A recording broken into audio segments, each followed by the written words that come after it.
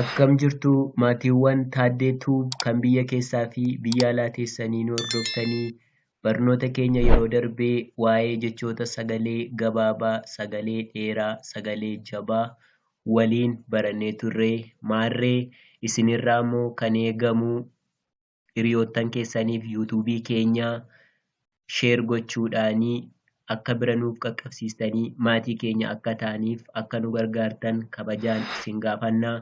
Sababni isaas deeggarsi keessan nuunis waan nu fayyaduuf nutillee barnoota kana yeroo barsiisutti kaanuu abdii waan godhannuuf jajjabinni keessanillee nuuf murteessaadha.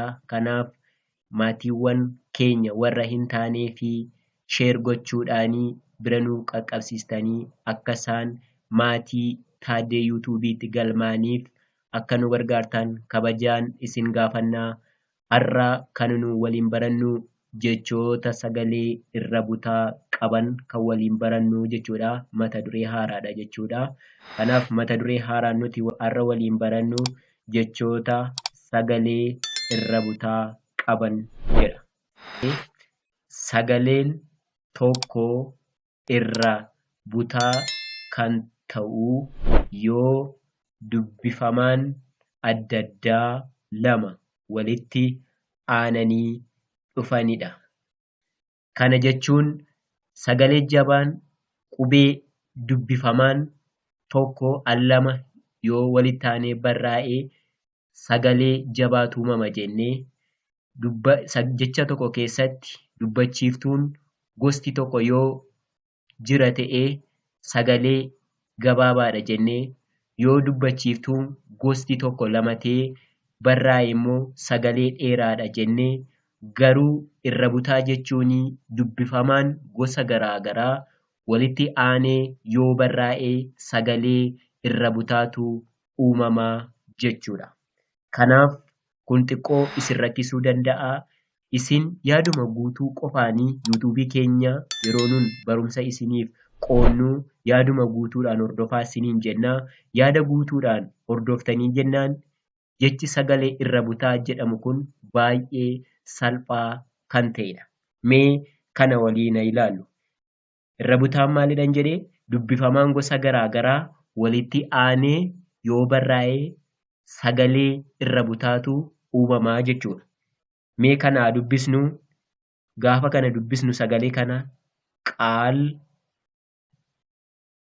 bii gaafa walitti fidnu maal jedhaa? Qalbii mir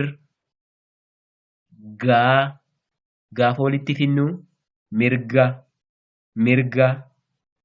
jal qaba gaafa walitti fidnu maal jedhaa? Jalqaba jedha. Baay'ee gaariidha. Kanaafi isin maal gochuu qabdu? Duraanii maal jennee turree? Kana sagaloomsuun qabdani. Maaliif? Laan kunii amma kan argaa jirtu qubee kana laadha kun. Laa jenna garuu sagalee hin qabu. Maaliif sagalee hin qabu? Dubbifamaa maal irratti hundaa'a jenneera? Dubbachiiftuu irratti hundaa'a jechuudha. Kanaaf qaalaan jettani. Kanaaf sababa dubbachiiftuun bira hin jirree fi gaafa dubbistan qalbii gaafa walitti fidnu jecha maal jedhu argannaa? Jecha qalbii jedhu argannaa jechuudha. Al tokko isiniin dubbisaa. Qalbii mirga jalqaba baay'ee gaariidha. Barumsi keenya ittuma fufee jira. Mata dureen kun maal jedhaa? Jechoota sagalee irra butaa qaban jedha. Jechoota maaliin jedhee? Jechoota sagalee irra butaa qaban. Kanan dubbisna walumaanii gaa gaafa walitti fidnu marga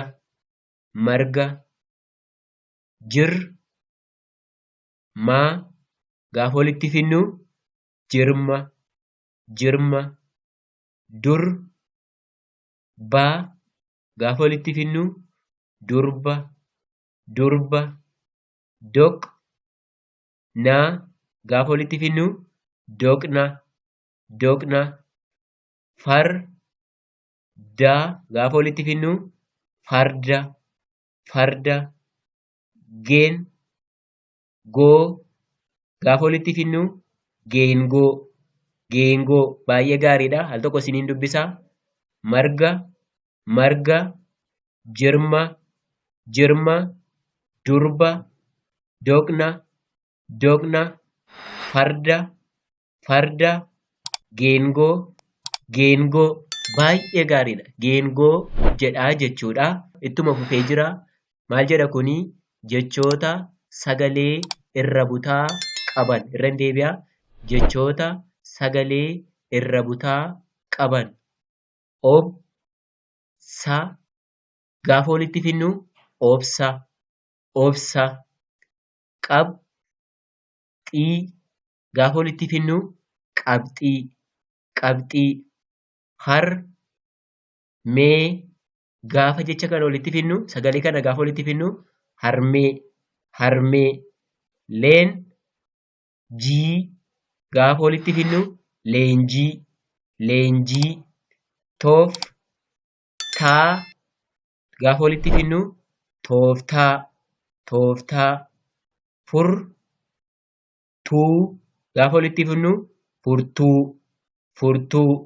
Baay'ee gaariidha. Al tokko isiniin dubbisaa. Obsa, obsa, qabxii, qabxii, harmee, harmee, leenjii, leenjii, tooftaa, tooftaa, furtuu, furtuu, furtuu. Baay'ee gaariidha. Barumsi keenya maal irra kan nu waliin baranne jechoota sagalee irra butaa qaban kan waliin barannedha. Kanarraa akka barumsa guddaa argattan abdii guddaa qabna. Maarree isinirraa kan eegamu yuutuubii keenya warra maatiin taanee fi sheer gochuudhaan bira nuuf qaqqabsiistanii akka maatii keenya ta'anii kabajaan isin gaafannaa. Barnoonni keenya har'aa jechoota sagalee irra butaa qaban kan waliin barannee turreedha.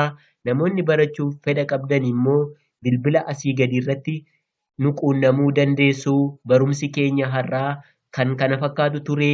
Waan nu dhaggeeffattaniif guddaa galatoomaa isiniin jenna.